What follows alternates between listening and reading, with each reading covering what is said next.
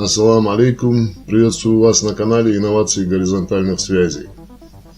Прошу сосредоточить ваше внимание, ибо я собираюсь подвергнуть акту информационной агрессии ваше национальное самосознание.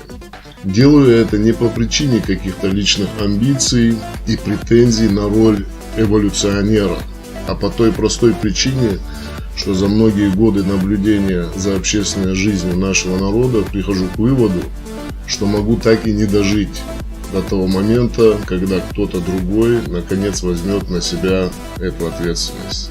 Тех, кто предпочитает оставаться в состоянии эволюционной комы, прошу выйти во избежание негативных психологических последствий. Вынужден констатировать, что на сегодняшний день у нашего народа фактически отсутствует национальная элита, способная выносить на публичное обсуждение фундаментальные вопросы, касающиеся глубинных проблем становления и перспектив развития ингушского народа. Прошу не путать с политическими, экономическими, научными и творческими элитами. Они у нас в номинальном количестве и качестве присутствуют на своем уровне, решают свои или общественные насущные проблемы. Весь казус сложившейся ситуации заключается в том, что наше общество с настойчивостью, достойной сожаления, проблемы, вызванные глубинными и фундаментальными процессами, пытается решать путем исключительно поверхностных и косметических коррекций. Мы бередим наши исторические болячки, обсуждаем территориальные проблемы, коррупцию, несправедливость власти. Конечно, это все необходимо, но все эти проблемы являются следствиями и последствиями. А в изучении и обсуждении первопричин мы отстаем, вследствие чего проблемы не перестают нарастать. Масштабы отсталости вопросов фундаментального анализа и исследований в области развития нашего общества столь велики, что мы, конечно, не можем в одночасье обсудить все их аспекты. Поэтому сегодня в виде пробного камня, нацеленного на выявление степени готовности нашего общества к анализу проблем на фундаментальном уровне, рассмотрим одну из проблем, которую необходимо решать нашему обществу. Итак, проблема сохранения национальных традиций ингушского народа.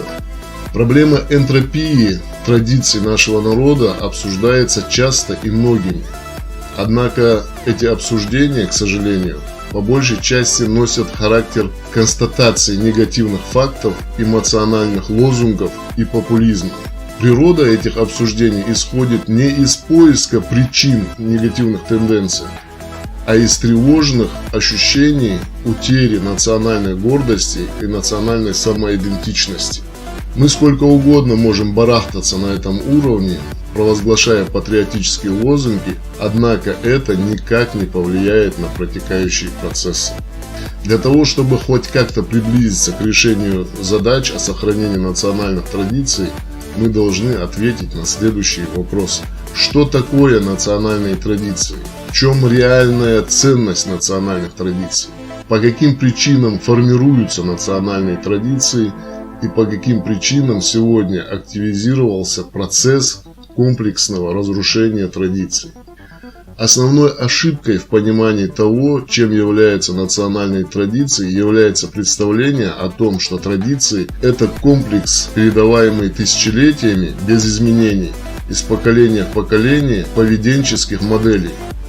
Да, ингушское общество стоит на основе традиционализма и консерватизма, однако этот консерватизм не является непреложной догмой. Здоровые консервативные традиции – это живой организм, комплекс социально-экономических и культурно-политических механизмов, реагирующий на внутриэтнические и глобальные исторические процессы. Наши национальные традиции не были и не могли быть сформированы каким-то одним поколением наших предков. Традиции, по сути, являются иммунитетом народа, формирующимся и постоянно реформирующимся, как блокатор, также в свою очередь постоянно меняющихся внутри социальных и внешних угроз.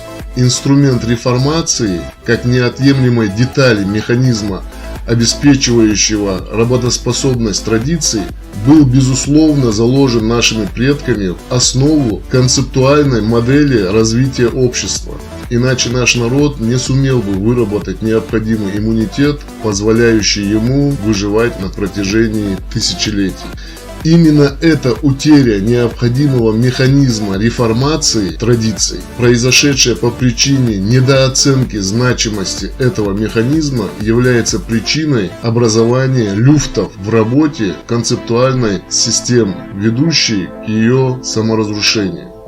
Другим вопросом, в том числе вопросу возможности реанимации механизма реформации традиций, мы можем перейти в дальнейшем, если это кому-то нужно.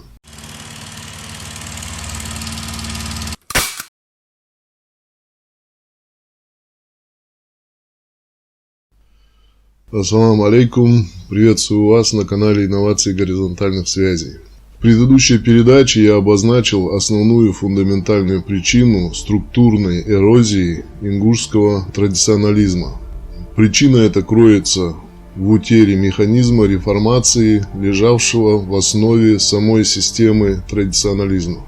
Сегодня мы рассмотрим то, в какой непосредственно форме в ингушской истории и культуре представлен этот механизм реформации, какие практические функции он выполнял и какое место ему уделялось в ингушском обществе до определенных пор. Итак, функции своего рода социального камертона и объекта настройки самоуправления общества в концептуальной модели ингушского традиционализма были возложены на институт жречества. Помимо отправления религиозных обрядов, хранения научных, технологических, медицинских и астрономических знаний, на жрецах лежала обязанность аналитики социально-исторических процессов и в случае необходимости корректировка и реформация социально-культурных и технологических практик, как на бытовом уровне, так и на уровне философии и метафизики. Общество, осознавая необходимость данного института, выделяло необходимые ресурсы для строительства и содержания святилища, которое помимо религиозно-мистических выполняло функцию жилья и резиденции жреца. Святилище строилось на возвышенности, что способствовало повседневному наблюдению как за астрономическими процессами, протекающими в окружающей природе, так и за жизнью подопечного общества. В свою очередь, определенная дистанция давала возможность жрецу сосредоточиться над решением стратегических вопросов, в достаточной степени избегая вовлечения в конфликты интересов и суету общества. Вопросы постоянной информационной и материальной связи жреца с обществом возлагались на его молодого ученика. Пропитание и материальное обеспечение коего также брало на себя общество. Этот молодой человек, хоть и жил в своей семье, был обязан по установленному жрецом графику являться к жрецу как для доклада текущих новостей о происходящем в обществе, так и для выполнения его поручений.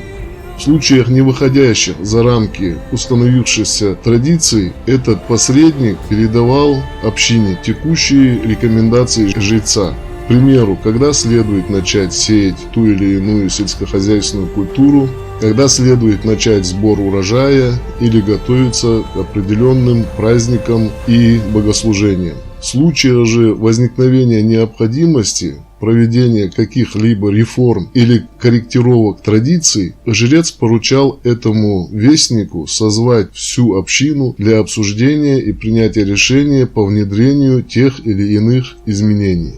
Данный процесс, зафиксированный свидетелями в XVIII веке, описан мной в одной из предыдущих передач под названием «Бегол». Утеря описанного выше механизма коррекции и реформации традиций ингушского народа и является одной из причин их сегодняшней стагнации.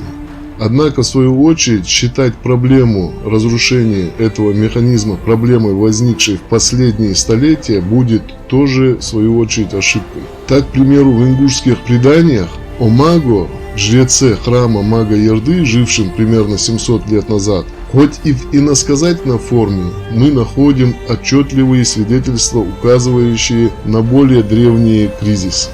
Предание рассказывает нам о магических атрибутах, которыми он обладал. Говорящая змея, птица, звезда, хранившиеся в сундуке мага, являлись ничем иным, как очень древними символами магических, философских, технологических и метафизических знаниях о процессах, протекающих в природе и обществе. Трагедия, в результате которой жрец мага потерял сына, и эти атрибуты, с помощью которых мага, по легенде, управлял природой, скорее всего указывает на потерю преемственности в передаче этих знаний потомкам.